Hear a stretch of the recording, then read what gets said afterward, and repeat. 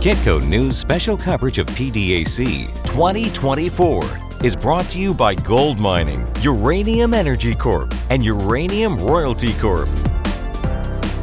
Hey everyone, welcome back to Kitco News coverage of PDAC 2024, the premier show here in Toronto, where we see a lot of investors and a lot of business insiders walking around the convention center here in downtown. Our next guest, Brett Heath, knows a thing or two about gold as we sit here at an all-time high. We're seeing some new levels, some new resistance being broke, and we're going to discuss it all. Brett Heath, CEO of Metalla. Thank you for joining us, bud. Thanks, Jeremy. Thanks for having me. I appreciate making the time. I mean, we're at an interesting time, as I just told you off the top.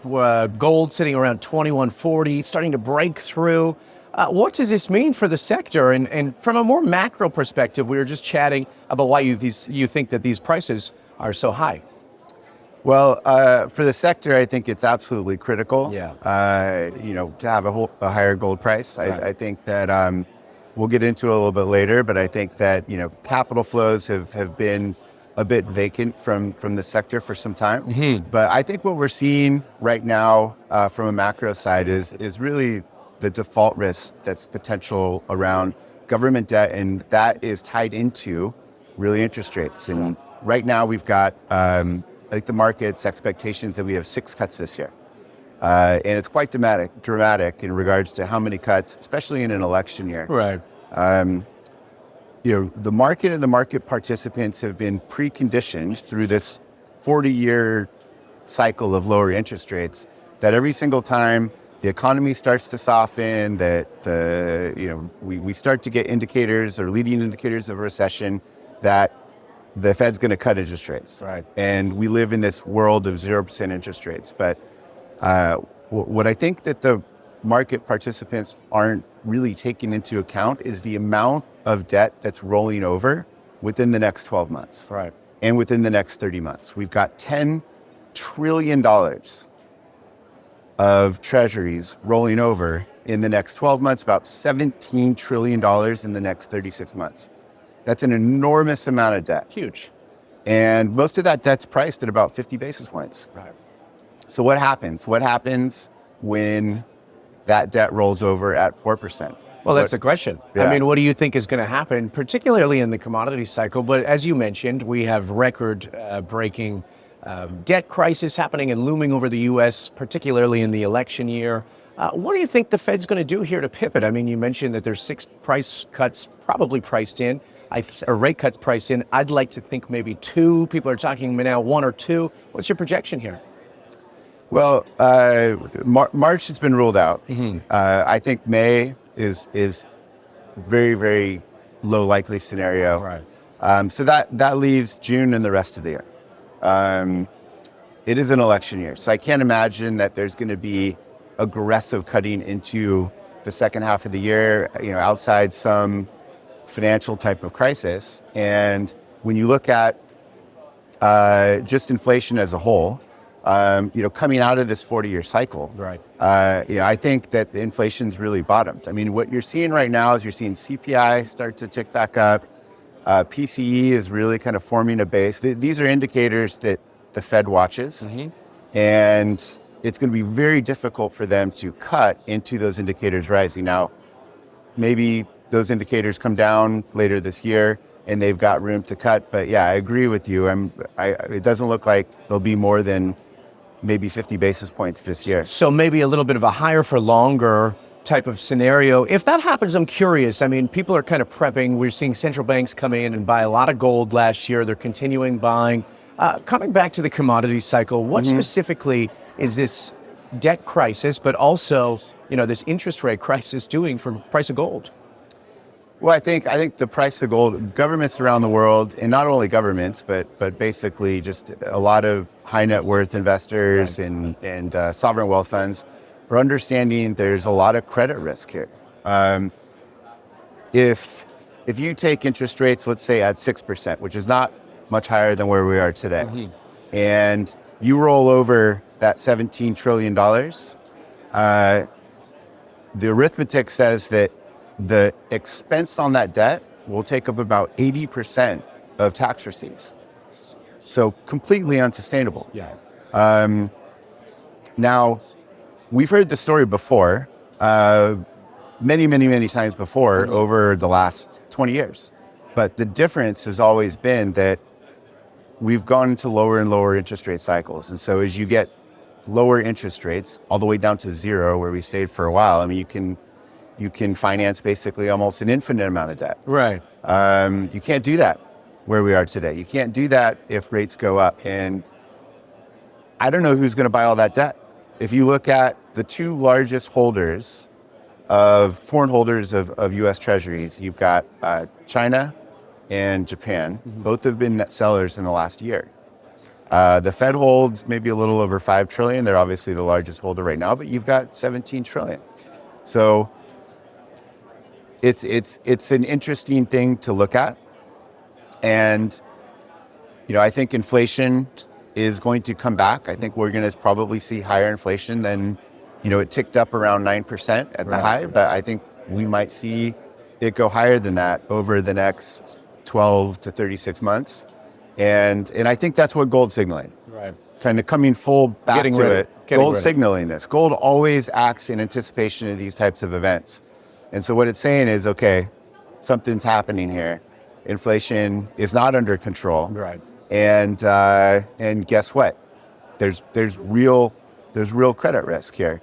Not only in the public markets, but you have approximately $1 trillion of private debt rolling over, private commercial debt rolling over in the next 12 months as well.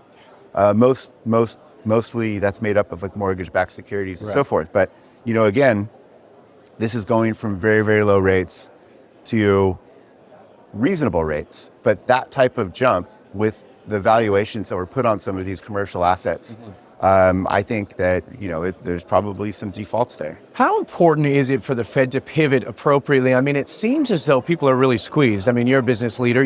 With the cost of capital is very expensive these days. It's a very fine line of keeping that balance. If we go into more of a recessionary risk here, where people are really, really under the water, what do you expect to see in this sector? Well, this sector... This sector will function more on what gold does. Right. So if we see the world go into recession and gold pricing out that risk and continuing to go higher, which I think we'll see gold much, much higher. What's your price projection for gold? I mean, it comes at a time where, as you just mentioned, there's a lot of momentum behind the gold prices, but equities not so much. So there's a little bit of a balancing act. What's your projection here? I mean, look, I look at all this debt we're rolling over in the next 3 years, and I don't see how it's at least $3,000 an ounce within the next 3 years. Interesting. I think it could easily be higher than that, but as a baseline, based on really, it's hard to. Nobody knows what it's going to exactly look like. Right. So, it's still a bit of a guess, and that guess can change obviously as facts change. But looking at the data today, I see $3,000 within the next 3 years.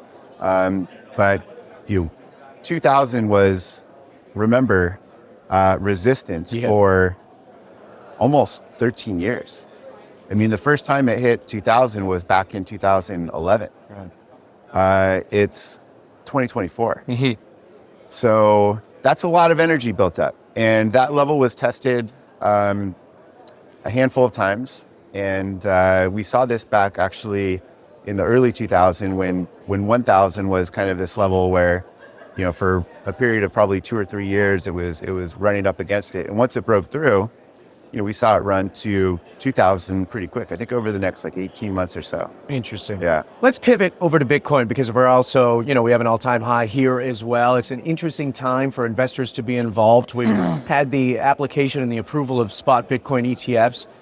We've seen a lot of inflows there, and I'm curious, as I talk to younger investors here at the show, it seems their take is, okay, if I'm in Bitcoin, maybe I can get into some mining companies too, or have some exposure into the gold market. I'm curious, have you seen a fundamental shift in investors and their take on the mining sector? Not yet. Not yet. Waiting for it, though. Not yet. But I mean, look, Bitcoin, I think Bitcoin is doing something similar to what gold is doing right now. Bitcoin is just another asset class that is reasonably outside the system, like gold. and I believe it's acting in anticipation of what's coming. Now, the ETFs are obviously fueling that fire, Right. quite a bit. I think a lot of the capital that's flowing into Bitcoin today versus what it did 2-3 years ago is coming from a completely different place. Now it's coming from 401ks that It's wild. retirees have. Like it's not coming from kids mining this in their basement. Like it's coming from real capital flows. And now that kind of access is open, and I feel that the investment community is more familiar with that asset. That's why you're getting that push on Bitcoin. But again, like I really think all of these different asset classes that are kind of outside the system are going to move. And when you look at indicators like the Bloomberg Commodity Index, that's been in a downtrend for a little while. I think that's mainly been there from a recession coming, less global demand. But when you look at it, it looks like it's just breaking through its 50-day right now. So that kind of lines up with some of the indicators. Like, okay, I think we're at the bottom of this level, and I think we're going to see all of a sudden inflation really start to creep in, and I think we'll be on our way back up. And that could mean that could present a very difficult scenario for all this debt that has to be rolled over. Right. Yeah. Let's talk a little bit about the equities in terms of mining. I mean, as you mentioned, it's expensive to go out and raise capital. There's a lot of junior miners right now struggling with that. I'm curious, talking to investors here at the show, what's the sentiment right now in the space? Are we at a turning point? Well, everyone's pretty excited that gold's at an all-time high. Yeah. I very, very few people believe it yet. I mean, It almost seems as such. You're watching the room around here, and it's almost like they're pinching themselves. I don't think it's really even. Well, gold investors, it's been like a whack-a-mole for the last 5 years. Every time it pops up, it's just hammered back down.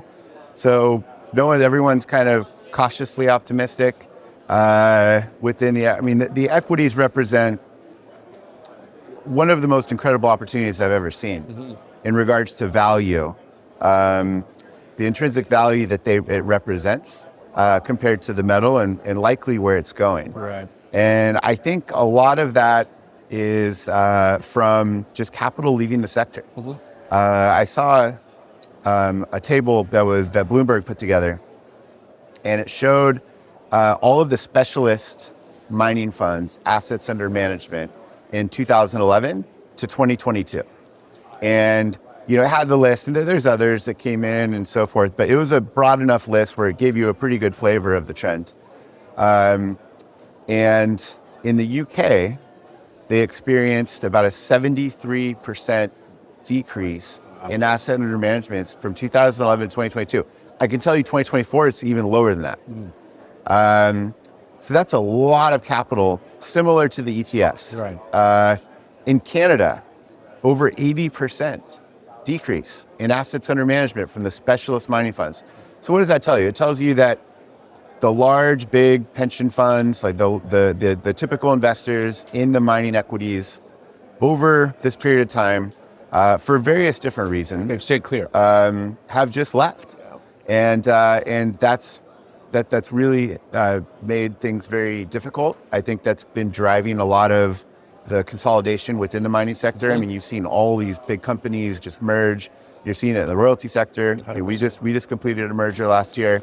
And so there's been lots of consolidation, which I think is a good thing within the sector, because obviously there's lots of synergies. You get all the, shareholders can reap all those benefits of the synergies. Sometimes with a big mining company, I mean, it's very significant. What's it going to take for that investment inflow to come back into the market? Is it a higher gold price? I mean, the fact of the matter is there seems to be a little bit of a FOMO effect. You chase the profits no matter where they are. So if we start to see gold starting to increase, maybe equities start to pull up, is that when you think there's going to be a big flow, or is it going to be a little bit more quiet? Yeah, I think we're going to see very significant flows into the sector, and I think that the potential returns, because of the depressed equity valuations across the board. I mean, this goes from the largest mining companies all the way down to the smallest exploration companies. The valuations for good assets, quality assets, are at historic lows at a time when the metal price is breaking out to all-time highs. Historically, if we saw gold breaking out to all-time highs, I mean, the banks would be calling you up 3 times a week. Yeah. You know, do you need some capital? Do you need some capital? It's crickets. It's crickets right now. So it's incredible to see. It's interesting, but I think it also represents an opportunity that I've never seen in my career. Generational opportunity here.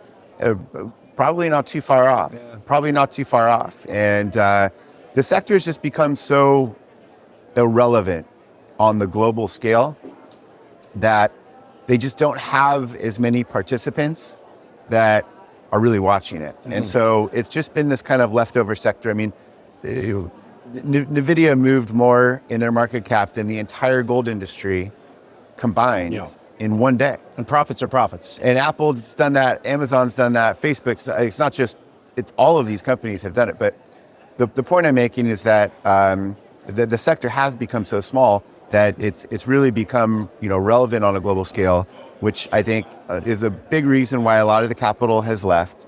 And that will come back. I think it will come back. As long as we see gold stay above 2,000, it's likely going to test that breakout like it always does. Yeah.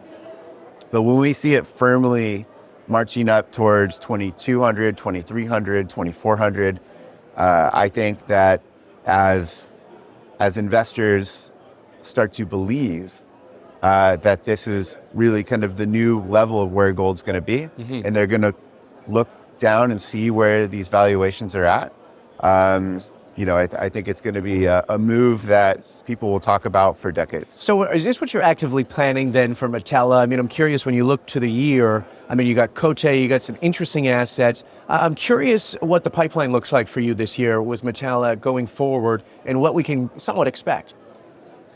So, I mean, at Metalla, obviously in the royalty business, and royalties are not mining companies, obviously.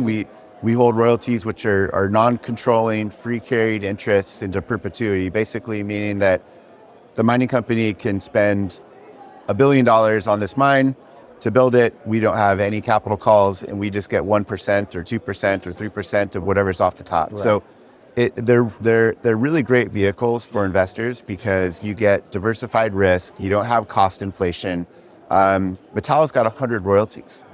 When we start to go down their list, Cote, Gosselin, Taka, I mean, we have our exposure is gold, mainly gold and silver mainly, and we added copper last year. And we have exposure to some of the most critical development assets in North America and South America. And the valuations are wild. I mean, right now you can buy Metalla at less than half its intrinsic value per share of just what the royalties represent today. So, and it's not just Metalla, it's a lot of other businesses too. So, again, like historically, when you look at the royalty business, because of the diversified nature of the assets, because of the risk profile of the assets, these things typically will trade at higher multiples. 1.5. I mean, we've seen it over 2 times. Metalla's traded over 2 times NAV for a significant period in its past, and I think those multiples will come back. And every single $100 that the gold price goes up, it's 100% margin for the royalty companies. Yeah, it's very true. I think people kind of forget a little bit about that because when they're looking at junior miners or looking at opportunities to invest in the equity side, I mean, royalties are such a good introductory offer for people too. It's a little bit easier to have some exposure there, right? Yeah. The younger generation seems to like them too. Are you seeing a shift there? Yeah, we do see a shift. And royalties in general tend to attract generalist investors a bit better than the mining companies just because it's normally obviously less risk. Most of the companies have better liquidity. And it's something that they understand, just like owning a piece of real estate or something else where they're getting checks from various different assets. So It is. It really is, I think, a good kind of conduit for new investors into the sector. We have actually seen really a new wave of younger investors, which is interesting. We never really saw that before. Younger investors are starting to do a lot more work themselves in regards to research and so forth. And they've got their different ways that they learn about things. But we are starting to see some of them come in as well. Amazing. Brett Heath, CEO of Metalla. Thanks for joining us today. I could have sat here talking all day, particularly about the price of gold, but unfortunately we don't have time. Thanks for joining us. Thanks, Appreciate that. And thank you for watching PDAC 2024 coverage here in Toronto. I'm Jeremy Safran for Kitco News. Please go to kitco.com for the latest breaking news, and don't forget to download our app. See you next time. Kitco News special coverage of PDAC 2024 is brought to you by Gold Mining, Uranium Energy Corp, and Uranium Royalty Corp.